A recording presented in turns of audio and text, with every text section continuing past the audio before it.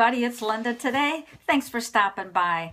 I wanted to talk to you about some people that you may have known or maybe you'll meet in the future, who knows, that have emotional scars. You know what a scar is. If you get cut or you get hurt or have a laceration, you have a scar, a visible scar.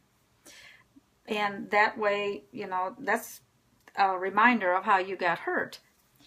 Well, there's a lot of people on earth, millions of people, who have inner emotional scars. And really it's the same thing though. They've been hurt so deeply by somebody or something that they have formed kind of a spiritual, more so of an emotional wall. They've built up emotional wall. It's like the callus that builds up in a tissue wound. It's a callus that builds up in their emotions that kind of protects them from being hurt again. They put up a wall, an emotional wall. For example, a woman gets hurt emotionally by a man, whether that was a verbal relationship or disagreement, or they didn't get along, or maybe they were physically abused. I was physically abused by my ex-husband severely. And I too built up an emotional wall. It's always been there. It was so severe for so long that I did build up an emotional wall.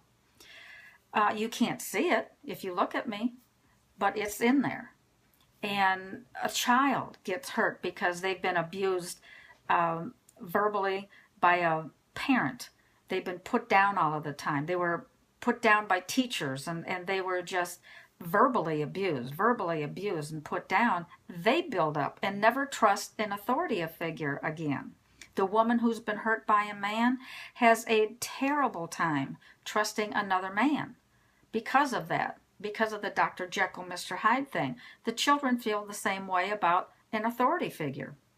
A man gets verbally hurt by a woman. He has trouble making commitments. He has trouble becoming emotionally involved. There's millions of people walking around with emotional scars. There's nothing wrong with them. And I'm not saying that just because I have emotional scars. I'm saying it because it isn't anything wrong with them. There isn't. They're protecting themselves. What they need to do is work on and redeveloping their self-esteem. They need to become more self-reliant and more self-responsible. And that's what has to be done in order for them to get back into society. However, some aren't quite so lucky, and they withdraw, and they remove themselves from society. They're out of touch with life because they are so emotionally burnt that they just can't come back. So be sensitive when you meet people. That quote that's been said, be kind to everybody.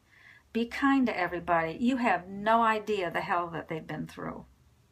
So think about that today when you meet somebody new. It's not that they're quiet and they don't like you. Maybe they've been through something and haven't worked through it yet. So be kind to everybody. That's my thought for you for today. I hope you have a terrific day, and I will see you all tomorrow. Bye-bye.